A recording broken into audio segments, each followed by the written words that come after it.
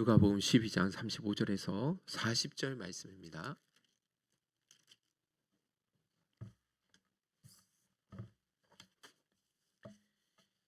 예, 신약 성경은 116면에 있습니다. 예, 다 찾으셨으면 우리 한 목소리로 같이 한번 읽어보도록 하겠습니다. 시작. 허리에 띠를 띠고 등불을 켜고 서 있으라. 너희는 마치 그 주인이 혼인집에서 돌아와 문을 두드리면 곧 열어주려고 기다리는 사람과 같이 되라. 주인이 와서 깨어있는 것을 보면 그 종들은 복이 있으리로다. 내가 진실로 너희에게 이르노니 주인이 띠를 띠고 그 종들을 자리에 앉히고 나와 수종 들리라.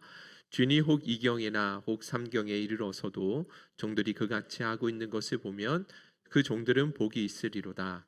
너희도 아는 바니 집주인이 만일 도둑이 어느 때에 이를 줄 알았더라면 그 집을 뚫지 못하게 하였으리라. 그러므로 너희도 준비하고 있으라. 생각하지 않은 때에 인자가 오리라 하시니라. 아멘. 우리 옆사람 앞뒷사람 함께 이렇게 인사 좀 나눴으면 좋겠습니다. 이유 없이 보고 싶어지는 얼굴입니다.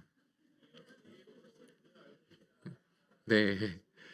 예, 날마다 서로 보고 또 보고 싶어지는 그런 우리 행복생교회 공동체가 될 수 있기를 간절히 소망합니다. 여러분들 그 큐티 생활을 3월달 이제 또 새롭게 바뀌었잖아요. 어떻게 큐티 생활을 잘하고 계신지 모르겠습니다. 올해 저희가 들어서 온 교회가 같은 비전을 품고 올해만큼은 정말 우리 행복생교회 모든 공동체가 한 사람도 예외 없이 말씀의 사람, 큐티의 사람 되기 위해서 저희가 계속 이렇게 달려가고 있습니다. 사실 말씀 묵상하는 삶이 참 쉽지 않습니다. 실천하는 게 정말 쉽지 않은 거예요. 그래서 죄송하지만 어떤 성도님이 우리 교회에 올해 들어서 등록하셨다가 한 달 내내 큐티를 강조하다 보니까 결국은 지치셔서 교회를 다시 나가게 되셨거든요. 말씀을 묵상하고 또 그것을 실천하는 삶이 진짜 얼마나 대단히 힘들고 부담스러운 일인지를 잘 보여준다라고 생각을 합니다. 자, 그래서 여러분들 이 일은 혼자서 하기가 쉽지 않잖아요. 그래서 저희 온 교회가 또 세런들이 함께 더불어서 서로 격려하고 끌어주면서 그렇게 우리가 나아가다 보면 반드시 말씀 묵상이 우리의 습관이 되어지고 삶이 되어지는 그런 날이 오게 될 줄로 믿습니다. 자, 그런 측면에서 이번 주 큐티 본문 중에 화요일부터 목요일까지가 오늘 우리가 읽었던 본문 말씀들이었습니다. 전부 재림에 관한 말씀이었다라는 것이죠. 그래서 오늘 설교의 주제도 이번 주 큐티 본문을 따라서 제가 이 재림에 관해서 여러분과 함께 말씀의 은혜를 좀 나눠 보려고 합니다. 재림 신앙, 여러분 우리가 들어본 적이 있겠지만 되게 낯설은 개념이기도 하고 여러분들 이 되게 좀 이게 마음에 깊이 잘 새겨지지 않는다라는 것을 여러분들 잘 아실 것입니다. 그러나 여러분들 이 성경은 이 재림 신앙을 갖는 것에 대해서 얼마나 많은 곳에서 강조하고 있는지 모른다라는 것이죠. 그래서 저는 오늘 이 재림 신앙이 무엇이고 그것이 왜 중요한지에 대해서 오늘 말씀을 통해서 함께 여러분과 은혜를 갖고자 합니다. 저도 처음 설교 준비해 보는 주제이기 때문에 대단히 떨리는 마음으로 준비를 했거든요. 그러나 성령님의 강권적으로 이끄시는 은혜가 있기 때문에 그럼에도 불구하고 담대하게 말씀을 좀 준비해 보았습니다. 여러분들도 기대하면서 여러분들 이 재림에 관해서 함께 말씀의 은혜를 여러분들 사모하셨으면 좋겠습니다. 그리고 또 하나 다른 어느 주일보다도 성경 구절을 좀 많이 찾아보게 될 거예요. 제가 이제 그 PPT를 준비하는 과정에서 보니까 3분의 1이 설교 본문이더라고요. 설교하는 내용보다는 성경을 찾고 읽는 내용이 훨씬 정말 많이 있습니다. 그러나 재림에 대한 이 말씀이 워낙 많은 곳에서 흩어져 있고 또 이 광대한 또 되게 생소한 주제이기도 하기 때문에 여러분들 그러나 이것들을 다 일일이 설명해서 풀어서 드리지 않다 할지라도 그냥 이 말씀들을 찾아서 읽는 것만으로도 우리에게 큰 도전이 되고 또 여러분들에게 자극이 되리라 생각되어집니다. 여러분들 기대하시면서 한번 말씀을 꼭 들어보셨으면 좋겠습니다. 여러분들 성도에게 두 가지 되게 중요한 신앙적인 주제가 있습니다. 그것은 예수 그리스도의 초림과 예수 그리스도의 재림이라는 주제입니다. 그런데 예수 그리스도의 초림, 그 초림은 무엇입니까? 2000년 전에, 지금으로부터 2000년 전에 예수 그리스도께서 인간의 몸을 입고 이 땅에 임하신 사건을 예수 그리스도의 초림 사건이다라고 이야기를 합니다. 자, 그러면 예수 그리스도의 재림은 무엇이겠습니까? 다시 제자를 써서 예수님 다시 오시는 그 사건을 예수 그리스도의 재림이라고 하는 것이죠. 지금 예수님 부활하셔서 승천하시고 하나님 보좌 우편에 계시지만 언젠가 때가 되어지면 반드시 주님께서 구름 타고 올라가셨던 그대로 뭐 하는 거예요? 이 땅에 오시겠다라고 말씀하셨잖아요. 그것을 예수 그리스도의 재림이라고 이야기를 한다라는 것입니다. 자, 그래서 우리가 사도신경을 매주 고백을 하는데 그 고백하는 내용 중에 뭐가 있습니까? 여러분들 한번 잠깐 띄워주시면 전능하사 천지를 만드신 하나님 아버지를 내가 믿사오며, 여러분들 그 다음 구절 한번 같이 한번 읽어볼까요? 시작. 십자가에 못 박혀 죽으시고 장사한 지 사흘 만에 죽은 자 가운데서 다시 살아나시며 하늘에 오르사 전능하신 하나님 우편한 자 계시다가 저리로서 산 자와 죽은 자를 심판하러 오시리라. 저리로서라는 것은 그곳으로부터, 하나님 보좌 우편으로부터 산 자와 죽은 자를 심판하러 이곳에 다시 오시리라. 예수 그리스도의 재림을 우리는 날마다 그렇게 매주일마다 고백하고 있다라는 것입니다. 자, 그런데 여러분들 이 예수 그리스도의 재림이라는 이 주제가 성경에서 나오는 아주 지극히 어느 부분에서만 나오는 부수적인 개념이 아니에요. 예수 그리스도의 재림에 관한 말씀이 얼마나 많은지 신약 성경에만 해도 329절이나 기록되어져 있고, 그것을 매 절마다 신약 성경 전체 중에 25절마다 한 구절씩 예수 그리스도의 재림에 관한 말씀이 기록되어 있다라는 거예요. 대표적인 예를 한번 찾아볼까요? 마태복음 24장 30절 읽어보겠습니다. 시작. 그때 인자의 징조가 하늘에서 보이겠고 그때 땅의 모든 족속들이 통곡하며 그들이 인자가 구름을 타고 능력과 큰 영광으로 오는 것을 보리라. 여기 보시면 예수님이 친히 말씀하시죠. 이 인자 대신 예수님 자신을 말씀합니다. 인자가 구름을 타고 큰 능력과 영광 가운데 다시 오게 될 것에 대해서 우리 주님이 친히 말씀해 주신 것입니다. 그런데 제가 마태복음 24장 요 한 절만 읽었지만 24장과 마태복음 25장 전체가 예수 그리스도의 재림에 관한 예수님의 가르침이 이 두 장 안에 전체 다 기록되어 있는 거예요. 제가 한 구절만 읽은 것입니다. 자, 그리고 사도행전 1장 10절에서 11절 읽어보겠습니다. 시작. 올라가실 때 제자들이 자세히 하늘을 쳐다보고 있는데 흰 옷 입은 두 사람이 그들 곁에 서서 이르되 갈릴리 사람들아 어찌하여 서서 하늘을 쳐다보느냐. 너희 가운데서 하늘로 올려주신 이 예수는 하늘로 가심을 본 그대로 오시리라 하였느니라. 아멘. 예수님께서 구름 타고 올라가시는 것을 많은 사람들이 봤는데 그 곁에 선 천사들이 뭐라고 이야기를 하고 있는 거예요? 너희 가운데서 하늘로 올려주신 그 예수가 마지막 날에 반드시 구름 타고 너희가 본 그대로 오시게 될 것에 대해서 그렇게 예언해 주고 있다라는 것입니다. 한 구절만 더 읽어볼게요. 데살로니가전서 4장 16절 17절입니다. 시작. 주께서 호령과 천사장의 소리와 하나님의 나팔 소리로 진이 하늘로부터 강림하시리니 그리스도 안에서 죽은 자들이 먼저 일어나고 그 후에 우리 살아남은 자들도 그들과 함께 구름 속으로 끌어올려 공중에서 주를 영접하게 하시리니 그리하여 우리가 항상 주와 함께 있으리라. 그렇습니다. 그런데 서신서에도 제가 한 구절만 찾아보는 것인데 사도 바울은 동일하게 예수님이 하늘로부터 강림하실 것에 대해서 분명히 뭐 해주고 있어요? 가르쳐주고 있다라는 것입니다. 여러분, 그러니까 예수 그리스도의 재림은 어느 한 부분에서 아주 조그맣게만 이야기하고 있는 소수의 이야기가 아니라 너무 많은 곳에서 예수 그리스도의 재림에 대해서 말씀해주고 있고 강조하고 있다라는 것입니다. 그래서 예수 그리스도의 재림에 대해서 그 누구도 부인할 수 없는, 부정할 수 없는 사실이라는 것이죠. 자, 더군다나 이 재림에 관한 이 말씀을 가장 많이 가르쳐 주신 분이 누구십니까? 바로 예수 그리스도시라는 것입니다. 그러니까 여러분들 진짜 그리스도인이라고 한다면 예수 그리스도의 재림의 신앙을 우리가 결코 간과해서는 안 된다라는 것이죠. 자, 근데 문제는 여러분 이 재림에 관한 말씀이 너무나 중요한 이야기이지만, 중요한 주제이지만, 그런데 많은 사람들이요, 그리스도인을 비롯해서 많은 사람들이 이 재림에 대해서 깊이 인식하지 못하고 살아가고 있다라는 거예요. 여러분들 한번 오늘 셀 모임 때 한번 나누어 보시면 아시겠지만 과연 우리가 신앙생활하면서 예수 그리스도의 재림에 대해서 우리의 삶에 얼마만큼 많은 부분을 차지하고 있고 그 재림 위해서 우리가 얼마만큼 준비하고 있는가에 대해서 한번 나눠보시면 진짜 그리스도인조차도 삶 가운데 예수 그리스도의 재림에 대해서 너무나 소홀히 하고 있다는 것을 우리가 깨닫게 될 거라는 것입니다. 그래서 여러분 누가복음 12장에 우리가 이번 주 큐티 하셨던 내용 가운데 예수님께서 책망하셨던 부분이 무엇입니까? 바로 이 부분이에요.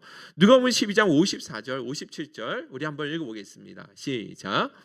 또 무리에게 이르시되 너희가 구름이 서쪽에 있는 것을 보면 곧 말하기를 소나기가 오리라 하나니 과연 그러하고 남풍이 부는 것을 보면 말하기를 심히 더우리라 하나니 과연 그러하니라. 외식하는 자여 너희가 천지의 기상은 분간할 줄 알면서 어찌 이 시대는 분간하지 못하느냐. 또 어찌하여 옳은 것을 스스로 판단하지 아니하느냐. 여러분이 여기 보세요. 예수님이 책망하시는 것이 무엇입니까? 너희들은 어찌하여 이 천지의 기상은 분간하고 있는데 시대의 영적인 기상은 제대로 분별하지 못하고 살아갔느냐라고 책망하고 계신 거예요. 그런데 당시에 이 유대인들은 구름과 바람의 상태를 보면서 나름대로 미래를 관찰하고 예측을 했습니다. 서쪽에서 구름이 있는 것은 지중해에서 바람이 오기 때문에 비가 내리겠구나 그렇게 예측할 수 있었던 것이고, 남쪽에서 바람이 불면 남쪽에는 사막이 있기 때문에 그 뜨거운 바람으로 인해서 날씨가 엄청 더워지겠구나 어느 정도 예측을 하고 있었다라는 거예요. 그런데 여러분 유대인들이 이렇게 천개의 기상은 분별할 수 있었으면서 왜 예수 그리스도 통해서 나타나고 있는 시대의 영적인 기상은 분별하지 못하느냐 책망하고 계신다라는 것이죠. 여러분들 그것은 지금도 오늘날도 마찬가지라고 생각합니다. 그런데 과거 유대인들은 단지 하늘의 구름과 바람만을 통해서 관찰했지만 지금은요 인공위성을 통해서 다 보고 있잖아요. 그죠? 더군다나 그에 관한 데이터들이 슈퍼컴퓨터에 다 모여져서 분석하기 때문에 당시에는 예수님 당시에는 하루 정도 예측을 할 수 있었을지 모르겠지만 지금은 한 주 그 이상 한 달까지도 예측할 수 있게 되었다라는 것입니다. 자, 그런데 여러분 보세요. 안타까운 것은 영적인 면에서는 어떻냐라는 거예요. 아니죠. 이 땅의 것들에 대해서는 놀라울 만큼 많은 지식과 기술을 습득하고 그것을 통해서 미래를 예측하며 살아가고 있는데 오늘날 주님 오실 날의 영적인 기상에 대해서는 그리스도인조차 너무나 소홀히 여기면서 외면하면서 살아가고 있다라는 것입니다. 그런데 그래서 특별히 마태복음 24장에 보시면 예수님께서 재림 때 어떤 일이 일어날 것에 대해서 말씀해 주셨습니까? 그런데 마태복음 24장 3절에서 12절입니다. 주님께서 친히 마지막 때 주님이 오실 때가 가까울수록 이런 현상들이 일어날 것이다 라고 하셨거든요. 그럼 우리 다 같이 한번 읽어보도록 하겠습니다. 시작. 감난산 위에 앉으셨을 때에 제자들이 조용히 와서 이르되 우리에게 이르소서 어느 때에 이런 일이 있겠사오며 또 주의 일하심과 세상 끝에는 무슨 징조가 있사오리까. 예수께서 대답하여 이르시되 너희가 사람의 미혹을 받지 않도록 주의하라. 많은 사람이 내 이름으로 와서 이르되 나는 그리스도라 하여 많은 사람을 미혹하리라. 난리와 난리 소문을 듣겠으나 너희는 삼가 두려워하지 말라. 이런 일이 있어야 하되 아직 끝은 아니니라. 민족이 민족을 나라가 나라를 대적하여 일어나겠고 곳곳에 기근과 지진이 있으리니 이 모든 것은 재난의 시작이니라. 그때 사람들이 너희를 환난에 넘겨주겠으며 너희를 죽이리니 너희가 내 이름 때문에 모든 민족에게 미움을 받으리라. 그때 많은 사람이 실족하게 되어 서로 잡아주고 서로 미워하겠으며 거짓 선지자가 많이 일어나 많은 사람을 미혹하겠으며 불법이 성함으로 많은 사람의 사랑이 식어지리라. 그런데 예수님이 재림하실 때 어떤 일이 일어날 것에 대해서 말씀해 주셨습니까? 적그리스도가 많이 일어날 것이다 라고 하셨죠. 적그리스도는 자신이 바로 재림 예수다라고 이야기하고 주장하는 사람들이 말하는 거거든요. 그런데 여러분들 지금 어떻습니까? 자기가 재림 예수라고 하는 사람들이 많이 있어요, 없어요? 너무 많아요. 대표적인 예가 신천지 이만희잖아요, 그죠? 제가 이 길을 이 동네 논현동 이 역 주변을 지나가다 보면 근데 신천지 아예 대놓고 얼마나 열심히 뜨겁게 전도를 하는지 모릅니다. 그래서 이 논현동 일대 목회자들이요 너무 경각심을 가지고 그래서 우리가 좀 교회적으로 우리 개인적으로 하지 말고 교회적으로 좀 모여가지고 세미나를 하자 그래가지고 요 소품교회에서 4월 달에 4월 첫째 주에 이 2시에 세미나 이 이단들에 대해서 특히 신천지에 대해서 우리가 좀 세미나 함께 연합 예배를 드리기로 했어요. 그래서 저희도 관심 있는 분들 함께 찾아가게 될 텐데 여러분들 적그리스도가 얼마나 많은지 모릅니다. 여러분들 통일교회 문선명이 있죠. 이재록이 있죠. 안상홍, 안상홍도 대표적인 사람이고, 여러분 우리나라에만 내가 재림 예수다라고 주장하는 사람들이 몇 명이나 되는지 아세요? 50명이 넘어가요. 우리나라에서만. 여러분 얼마나 심각한지 모릅니다. 더군다나 민족이 민족을, 나라가 나라를 대적하여 이른다라는 것은 곳곳에서 전쟁이 일어날 것이다라고 말씀해 주시는 거예요. 그리고 곳곳에 큰 지진과 긴급과 전염병이 일어날 것이고, 무엇보다도 진짜 마지막 때는 예수 믿는 사람들을 잡아다가 죽이는 일들이 더 많이 일어날 것이래요. 그래서 사람들이 시험에 들어서 서로 잡아주고 미워하고 사랑이 식어지는 일도 일어나게 될 것이다라고 말씀해 주고 있다라는 것입니다. 여러분들 마지막 날에 이런 일이 있을 것이라고 하셨던 그 주님의 말씀이 우리 주변에 너무 많이 일어나고 있는 거 여러분들 아시죠? 그래서 주님이 내일 오셔도 무방할 만큼 진짜 주님 오실 때가 너무 가까이 와 있다라는 것입니다. 자, 그러면 여러분들 주님이 오실 때가 진짜 더 많이 가까워졌구나, 이거를 깨닫는다고 한다면 여러분들 우리가 더 재림 신앙을 가지고 더 잘 준비해야 되는 게 맞잖아요. 그런데 문제는 뭐라는 거예요?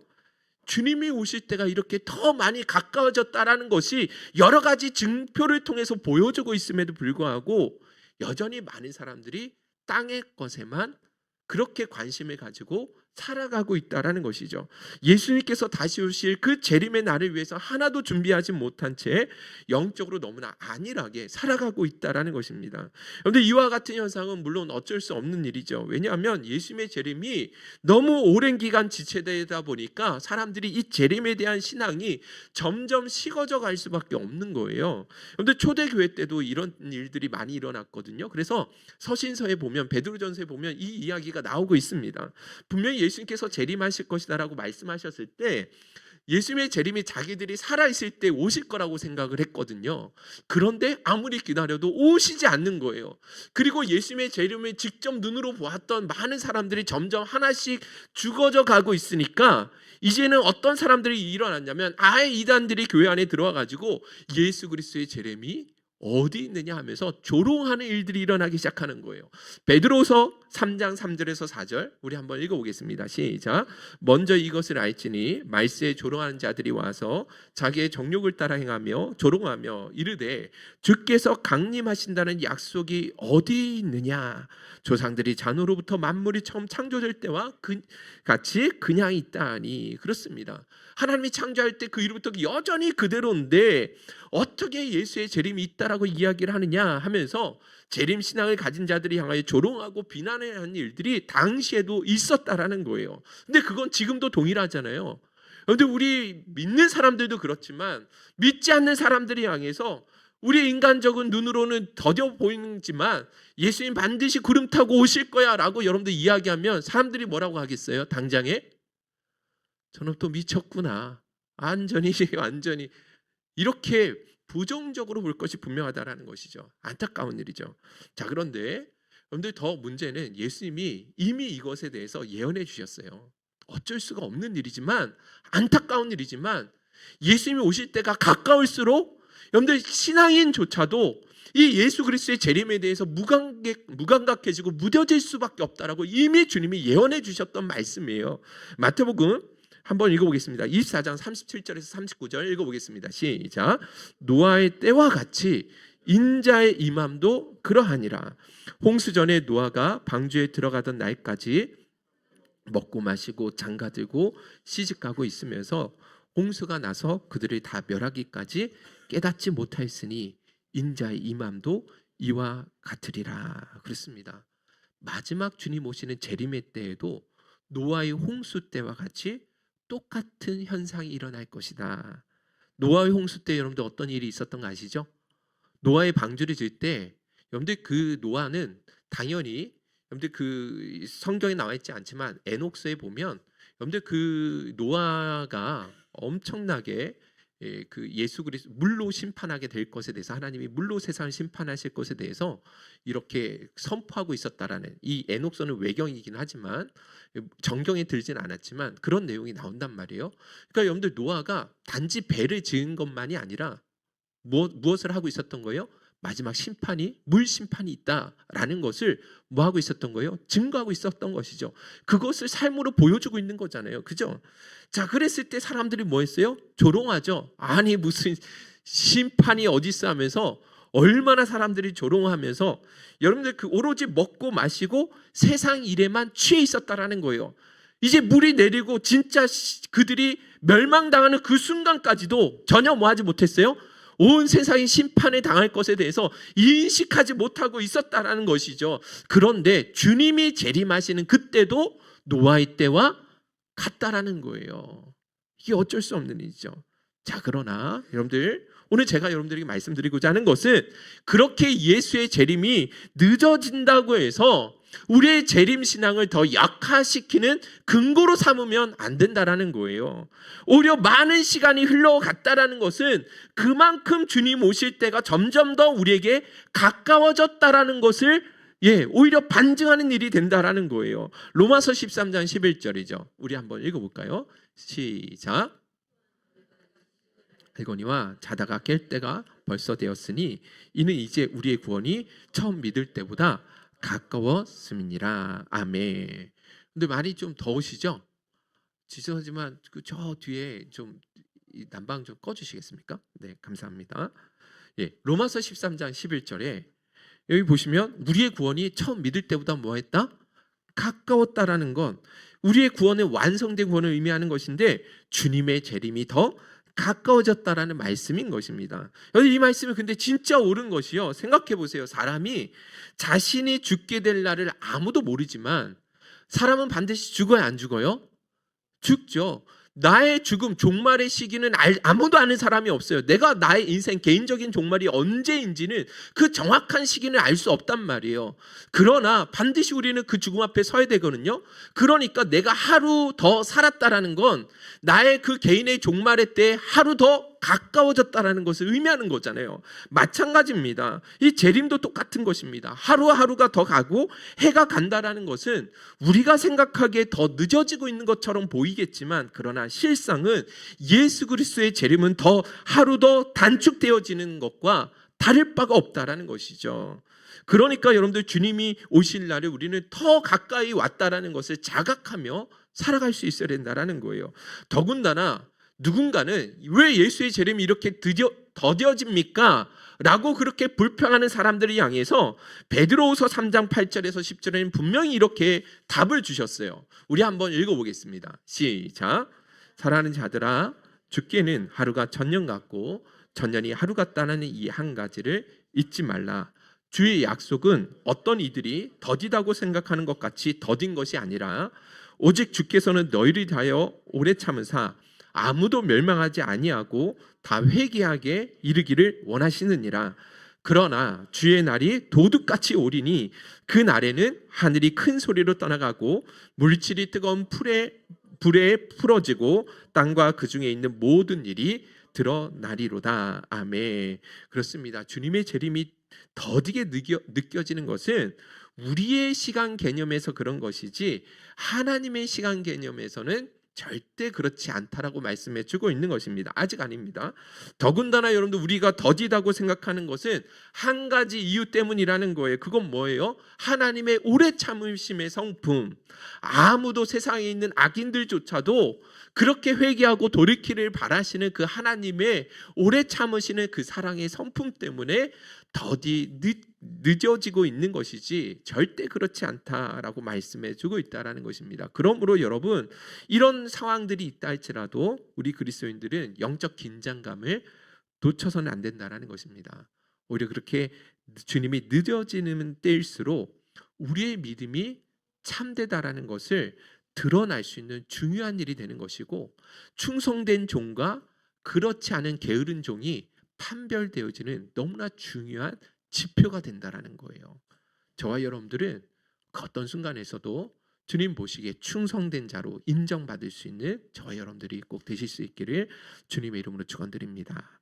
자, 그러면 결론은 한 가지입니다.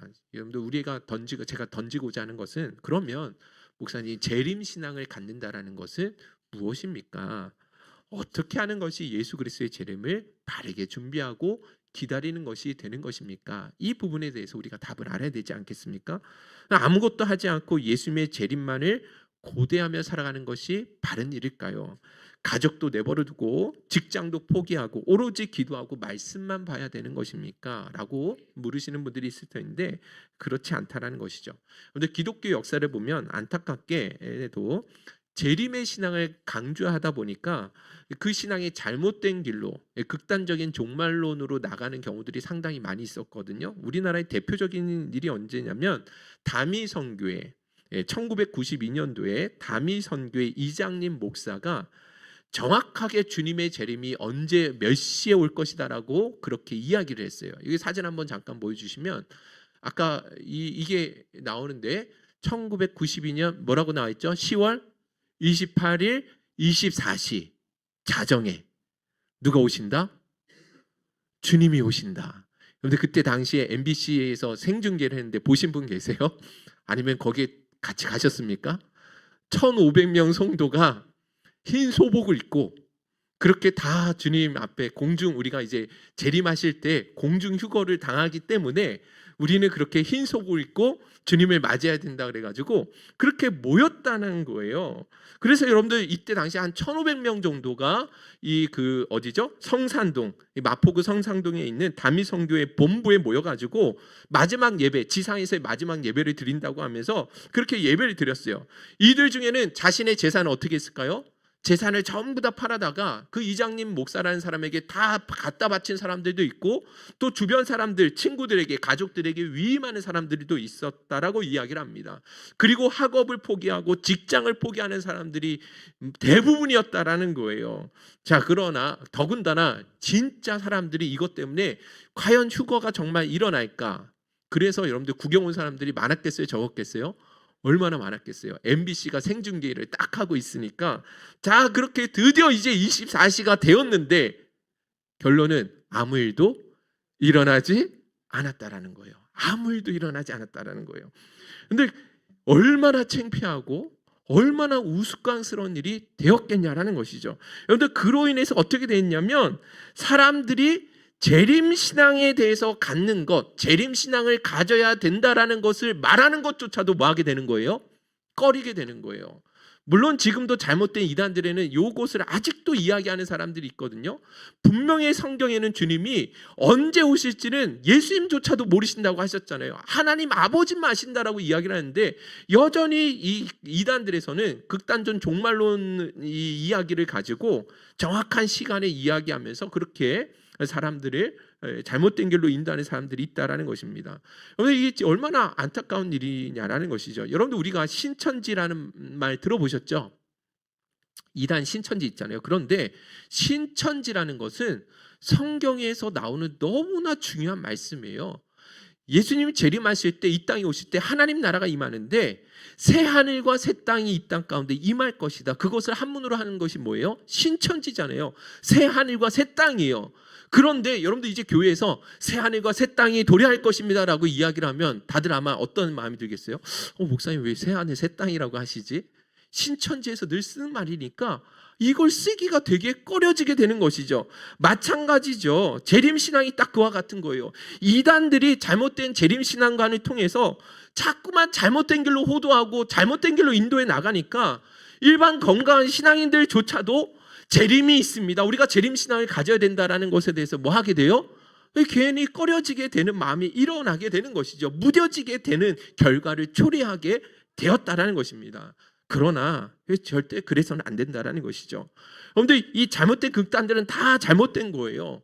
재림신앙이 너무나 무뎌지고 세상에만 살아가는 것도 문제가 되지만 극단적인 종말론 가치를 가지고 세상의 일상적인 삶을 다 포기하고 그렇게 오로지 기도하는 일에만 매진하는 것도 그것은 성경적으로 바람직하지 않다라는 것입니다.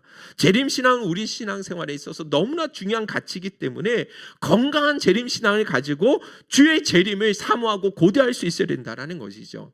할렐루야. 아멘이시죠. 그러면 우리에게 말씀해주고 있는 건강한, 성경에서 말씀하고 있는 건강한 재림신앙이란 어떻게 하는 것이 우리가 건강하게 재림을 준비하는 것인가? 첫째, 우리 한번 읽어보겠습니다. 다 같이 읽어보겠습니다. 시작. 우리의 몸과 마음을 더욱 거룩하게 보존해 나가야 합니다. 예수님의 재림을 잊어버리면 어쩔 수 없이 영적으로 나태해질 수밖에 없습니다. 방종으로 나갈 수밖에 없어요. 초대 교회 안에서 예수 그리스도의 재림을 대놓고 비난했던 사람들이 있었다고 그랬잖아요. 이 사람들을 성경은 뭐라고 특징 지어주고 있냐면 베드로후서 3장 3절이죠. 우리 한번 읽어보겠습니다. 시작.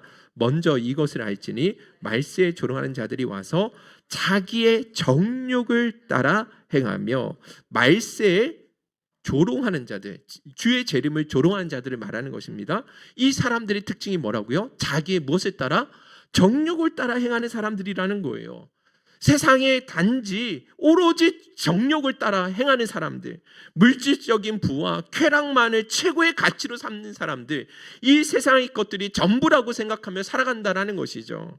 영원한 내세에 대한 소망이 없기 때문에 오로지 그들의 관심을 세상의 정욕과 안목의 정욕과 이생의 자랑으로서만 자신을 치장하고 그것만을 추구하며 살아가는 사람들이 될 수밖에 없는 것입니다. 그래서 여러분들 진짜 바른 재림신앙을 가진 사람들이라고 한다면 자신의 몸과 영혼을 이 세속으로부터 뭐하게 해야 되는 거예요? 거룩하게 보존시켜 나가는 삶을 살아가야 되는 것입니다. 베드로후서 3장 10절 12절 우리 같이 읽어보겠습니다. 시작.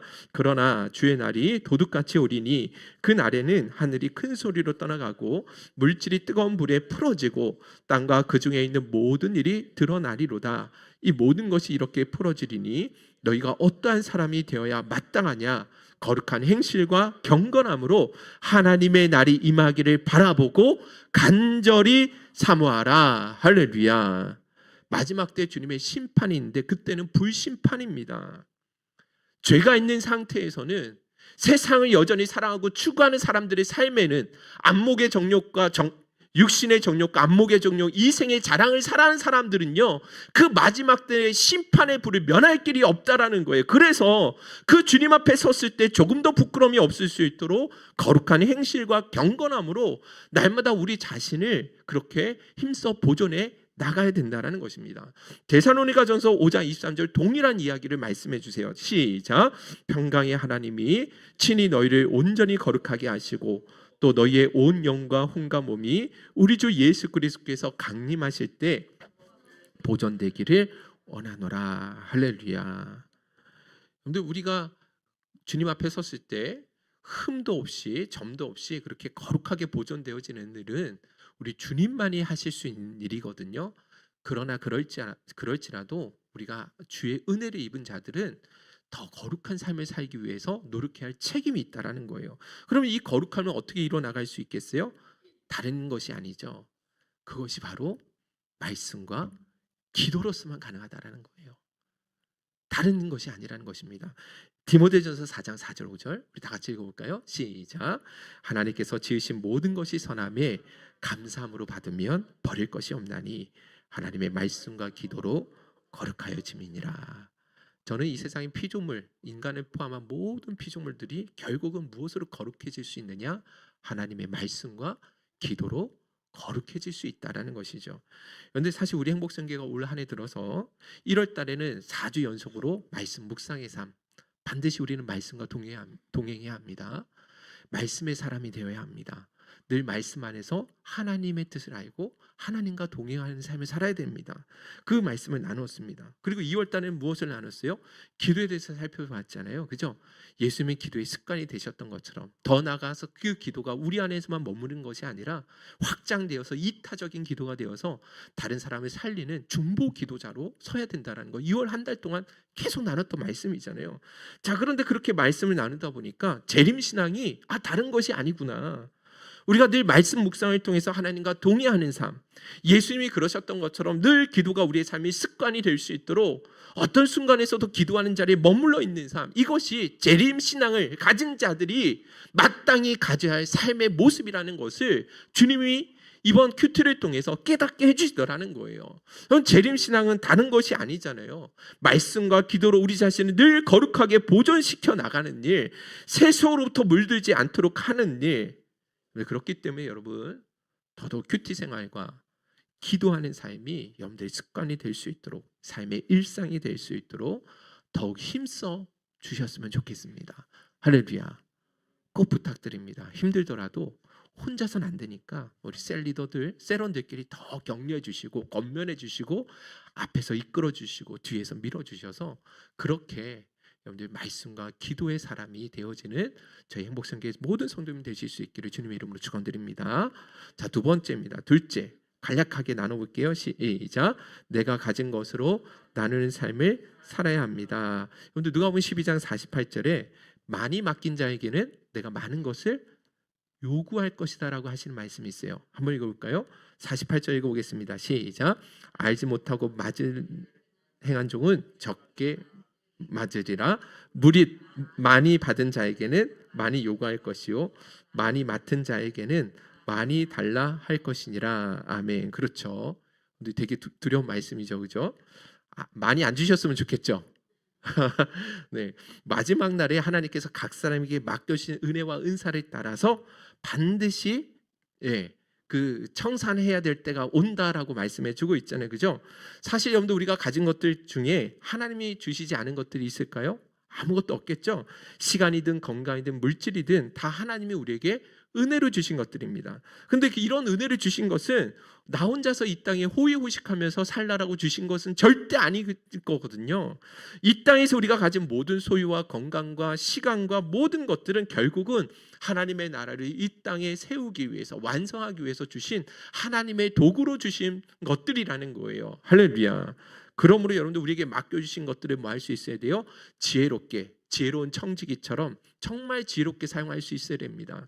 그런데 마태복음 25장에 주님이 오른편에 설 자와 왼편에 설 자, 양, 하나님의 택하신 양과 그렇지 않은 염소를 반드시 구분하실 것이다 라고 이야기를 하셨거든요.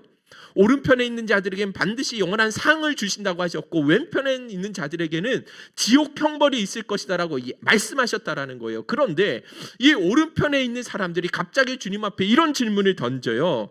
우리는 한 것이 아무것도 없는데 어떻게 우리가 이렇게 영원한 상을 받을 수 있습니까? 라고 이야기를 했을 때 주님이 뭐라고 하시냐면 마태복음 6장 37절에서 40절 다 같이 읽어보겠습니다. 시작. 이에 대답하이되 주여 우리가 어느 때 주께서 줄이신 것을 보고 음식을 대접하였으며 목마르신 것을 보고 마시게 하였나이까? 어느 때 나그네 되신 것을 보고 영접하였으며 헐벗으신 것을 보고 옷 입혔나이까? 어느 때 병드신 것이나 옥에 갇히신 것을 보고 가서 배웠나이까 하리니 임금이 대답하이르시되 내가 진실로 너희에게 이르노니 너희가 여기 내 형제 중에 지극히 작은 자 하나에게 한 것이 곧 내게 한 것이니라 하시고. 아멘. 자신이 가진 것으로 지극히 작은 자들을 섬겼던 그 일이 누구에게 행한 일이에요? 주님께 행한 것으로 주님을 인정해 주시고 그 일로 인해서 하나님 나라의 더 큰 상으로 맡겨주시겠다라고 약속해 주고 계신다라는 것입니다. 우리가 이 땅에서 우리가 가지고 있는 삶을 어떻게 사느냐에 따라서 영혼의 삶이 결정되어진다라는 것 오늘 기억하셨으면 좋겠어요. 할렐루야. 이 땅에 보화를 쌓는 자가 아니라 하늘의 보화를 쌓는 지혜로운 자들이 꼭 되셨으면 좋겠습니다. 그런데 하늘의 보화를 많이 쌓고 계시죠? 적금 한 10개는 두셔야 돼요. 하늘의 적금을 10개는 선교하는 일에도 여러분 열심히 하시고요. 전도하는 일에도 앞장서시고 다른 사람을 위해 중보하고 기도하는 일에도 항상 여러분들이 가진 것으로 섬기고 그렇게 하늘의 보화를 쌓아 나가실 수 있기를 주님의 이름으로 간절히 축원드립니다. 자, 세 번째입니다. 셋째, 같이 한번 읽어볼게요. 시작. 서로를 더 진실하게 사랑하고 관용하며 섬겨야 하는 것입니다. 베드로전서 4장 7절 8절 시작. 만물의 마지막이 가까이 왔으니 8절 무엇보다 뜨겁게 서로 사랑할지니. 여러분들 예수의 재림을 앞두고 서로를 뜨겁게 사랑하라고 하시죠. 왜 그런지 아십니까? 마지막 시대는 사랑이 지극히 식어지는 시대이기 때문에 그래요. 마지막 시대가 그렇다라는 것입니다. 너무나 개인주의가 팽배하고 자기만을 알고 무정하고 용서하지 못하고 관용하지 못하는 시대가 될 것이다라고 이미 성경에 그렇게 말씀해 주고 있잖아요. 그렇기 때문에 여러분 우리 그리스도인들은 그 시대의 흐름과 가치를 따라가지 말고 더 서로를 진실되고 뜨겁게 사랑해야 할 책임이 있다라고 말씀해 주고 계세요. 데살로니가전서 3장 12절 13절 다 같이 읽어보겠습니다. 진짜 중요한 본문이거든요. 시작. 또 주께서 우리가 너희를 사랑한 것 같이 너희도 피차감과 모든 사람에 대한 사랑이 더욱 많아 넘치게 하사 너희 마음을 굳건하게 하시고 우리 주 예수께서 그의 모든 성도와 함께 강림하실 때 하나님 우리 아버지 앞에서 거룩함에 흠이 없게 하시기를 원하노라. 아멘. 재림의 때를 준비하는 사람들의 삶의 핵심이 뭐라는 거예요? 서로를 사랑하는 삶이래요. 하나님 나라에 갔을 때 심판의 기준이 무엇인지 아십니까? 아까 마태복음 25장에 나왔던 것처럼 우리가 얼마나 서로를 뜨겁게 사랑하느냐, 내가 가지고 있는 것을 얼마나 헌신하고 섬길 수 있느냐, 그 사랑의 삶을 통해서 판단하신다고 하시거든요. 정말로 주님의 재림이 가깝기 때문에 그래서 우리는 더더욱 그렇게 사랑하는 삶을 살아야 되는 것입니다. 빌립보서 4장 5절 다 같이 읽어보겠습니다. 시작. 너희 관용을 모든 사람에게 알게 하라. 주께서 가까우시니라. 할렐루야. 진짜 여러분들 우리가 주의 재림을 어떻게 우리가 준비하는 삶을 살아갈 수 있는지 아십니까? 그 관용의 삶을 살아가야 되는 거예요. 노아 방주를 통해서 재림이 있다라는 것을, 이 마지막 물심판이 있다라는 것을 선언하는 그 삶으로 나타내는 거였잖아요. 그런데 우리가 진짜 마지막 시대에 재림이 있다라는 것을, 확실히 있다라는 것을 무엇을 통해서 우리가 증가할 수 있는지 아십니까? 그리스도인들이 뜨겁게 사랑하고 서로를 섬겨나가고 관용하는 모습을 볼 때 진짜 마지막 정말 주님이 재림하시는 것이, 그들이 이야기하는 것이 가짜가 아니구나 라는 것을 전할 수 있게 된다는 거예요. 할렐루야. 아멘이시죠? 그런데 재림신앙은 다른 것이 아닙니다. 주님이 약속하신 말씀을 따라 서로 뜨겁게 사랑하고 용서하고 관용하는 삶, 이것이 재림신앙을 현재 우리의 삶으로 나타내고 증명하는 길임을 여러분들 꼭 기억하셨으면 좋겠습니다. 할렐루야. 조금 더 있는데 해도 되죠? 오늘 끝을 봐야 되니까 넷째입니다. 넷째 시작. 복음 전하는 일에 더욱 힘써야 합니다. 마태복음 24장 14절 예수님의 재림이 언제 일어나느냐? 완성되는 때에 같이 한번 읽어볼까요? 시작. 이 천국 복음이 모든 민족에게 증언되기 위하여 온 세상에 전파되리니 그렇습니다. 복음이 세상에 완전히 전파될 때 주님이 오신다라고 하시죠. 여러분들 재림을 사모하고 재림이 빨리 오기를 원하시는 분은 뭐 하셔야 돼요? 전도 열심히 하셔야 되는 거예요. 그죠? 더군다나 예수님의 재림은 우리 믿는 자들에게는 구원의 날이지만 믿지 않는 자들에게 뭐가 있어요? 지옥 형벌만이 기다리고 있거든요. 그래서 여러분들 진짜 재림신앙을 가진 사람들은 더더욱 힘을 내어 전도하는 일에 힘써야 되는 것입니다. 믿지 않는 자들에게 복음을 전함을 통해서 그들이 하나님의 심판을 면할 수 있기에, 여러분들 그들을 진정으로 사랑하는 최고의 사랑은 복음을 전함으로 그들을 구원해내는 일임을 잊지 않으셨으면 좋겠습니다. 자, 마지막 다섯 번째입니다. 시작. 믿음으로 끝까지 인내해야 합니다. 야고보서 5장 7절에서 8절 시작. 그러므로 형제들아 주께서 강림하시기까지 길이 참으라. 보라 농부가 땅에서 나는 귀한 열매를 바라고 길이 참아 이른 비와 늦은 비를 기다리라니 너희도 길이 참고 마음을 굳게 하라. 주의 강림이 가까우니라. 여러분들 재림신앙은 어떤 고난도 이겨낼 수 있는 힘을 우리에게 줍니다. 여러분 믿으십니까? 진짜 믿으셔야 돼요. 예수 믿는 일 어려운 일이잖아요. 말씀대로 살아가는 것도 힘들고요. 하나님께서 내게 주신 그 사명, 십자가의 사명 감당하는 것도 힘든 일입니다. 그리고 믿는 사람들이 향해서 조롱하고 있는 이 시대에서 믿음을 지키며 살아가는 건 앞으로는 더 힘들어질 거예요. 사람들을 잡아다가, 믿는 사람들을 잡아다가 죽이는 일에도 앞장서는 일이 분명히 찾아올 거예요. 그때 여러분들, 이때 우리가 이 고난 속에서 참고 견디고 사명을 끝까지 감당할 수 있는 것은 무엇 때문인 거예요? 주님이 반드시 올 것이다라는 약속 때문에 가능한 일인 것입니다. 할렐루야. 그 주님이 오시는 그날엔 우리가 행한 대로 반드시 상을 주실 것이기 때문에, 그래서 우리는 인내하고 믿음으로 기다릴 수 있어야 된다는 것이죠. 할렐루야. 결론을 맺도록 하겠습니다. 찬양팀 앞으로 나와주시고요. 재림신앙 갖는 거 진짜 어렵고 힘든 일입니다. 쉬운 일이 아니라는 거죠. 누가복음 12장 51절 53절에 갑자기 이런 말씀이 있거든요. 우리 다 같이 한번 읽어볼까요? 시작. 화평을 주려고 온 줄로 아느냐? 도리어 분쟁하게 하려 함이로다. 이후부터 한 집에 5사람이 있어 분쟁하되 둘과 둘이 셋과리니 아버지가 아들과 아들이 아버지와 어머니가 딸과 딸이 어머니와 시어머니가 며느리와 며느리가 시어머니와 분쟁하리라 하시니라.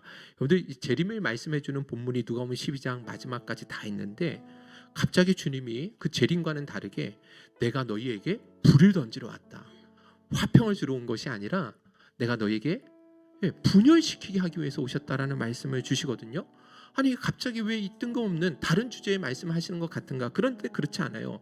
이거는 무슨 말씀이냐면, 재림신앙을 가진 자와 그렇지 않은 사람의 가치관이 너무 크다라는 거예요. 그래서 분열이 일어날 수밖에 없대요. 지금 막 탄핵 전국되는 야당과 여당이 만나기만 하면 막 싸우잖아요.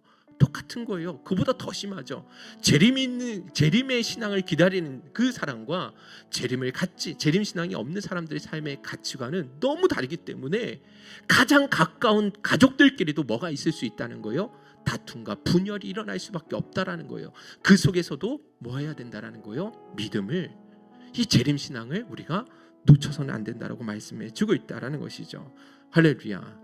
가지려 원하는 것은 진짜 혼탁하고 어지러운 시대에 재림 신앙을 갖는 것조차도 부끄럽게 여겨지고 조롱받는 시대에, 여러분들을 마지막까지라도 끝까지 재림 신앙을 잘 간직하셔서 주님 앞에 꼭 칭찬받는 그런 저와 여러분들이 꼭 되실 수 있기를 주님의 이름으로 축원드립니다. 오늘 주신 말씀 붙들고 마지막 찬양 마라나타 가사를 생각하시면서 함께 찬양하며 나가도록 하겠습니다.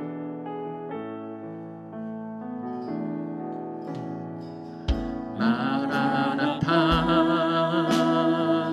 주 예수여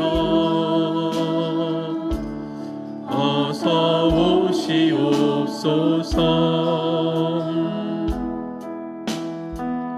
땅의 모든 끝 모든 족속 주를 찬송하게 하소서. 마라나타 주 예수여 어서 오시옵소서.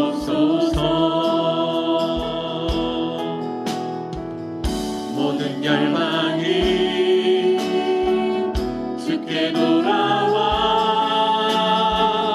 춤추며 경배하게 하소서. 우리 주님 다시 오실 길을 만들자. 십자가를 들고 땅 끝까지 우린 가리라. 우리 주님 하늘 영광 온 땅 덮을 때 우린 땅 끝에서 주를 맞으리. 마라나타 마라나타 아멘. 주 예수여 오시옵소서. 마라나타 마라나타 아멘. 주 예수여 오시오. 우리 주님 다시 오실 길을 만들자. 우리 주님 다시 오실 길을 만들자. 십자가를 들고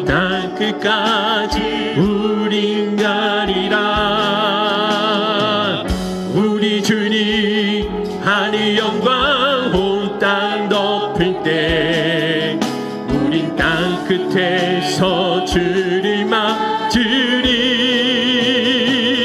마라나타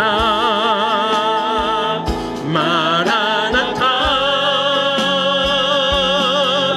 아멘. 주 예수여 오시옵소서. 마라나타 마라나타. 아멘. 주 예수여. 우리 마지막으로 다시 한번 믿음으로 선포하며 나갑니다. 마라나타 타 마라나타. 아멘. 주 예수여 오시옵소서. 마라나타 마라나타. 아멘. 주 예수여 오시옵소서. 여러분 앞에 잠깐만 보시겠어요?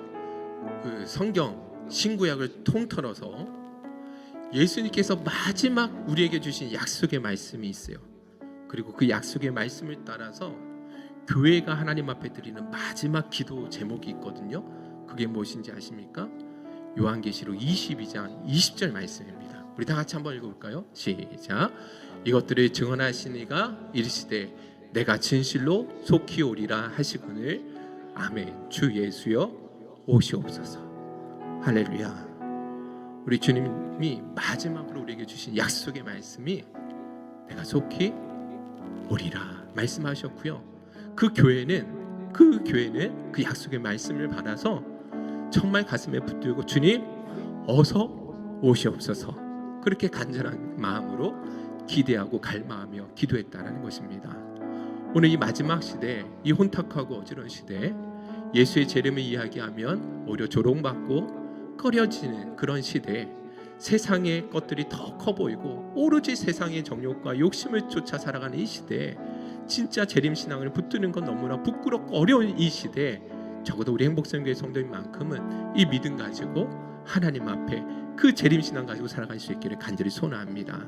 그런데요, 그것은 어려운 것이 아니라 오늘 말씀처럼 그 재림신앙은 우리가 더욱 말씀과 기도로 우리의 몸과 마음을 더욱 거룩하게 보존하는 일이요, 우리가 가진 것으로 더욱 소외된 이웃들을 섬겨나가는 일이요, 우리 주변에 있는 이웃들을 더욱 뜨겁게 사랑하고 관용하며 섬기는 일이 되는 것입니다.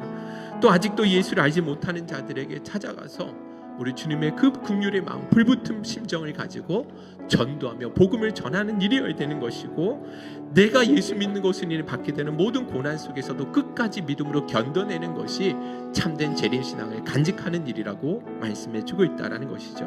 여러분들 오늘 주신 이 말씀 가지고 진짜 우리가 재림신앙을 바르게 간직하며 살아갈 수 있도록 주여 도와주시옵소서. 입술로만의 고백이 아니라 내 삶으로 주의 오심을 간절히 사모하고 예비하는 그런 복된 삶이 될 수 있도록 은혜 베풀어 주시옵소서. 우리 주여 한번 부르시네 기도하며 나가도록 하겠습니다. 주여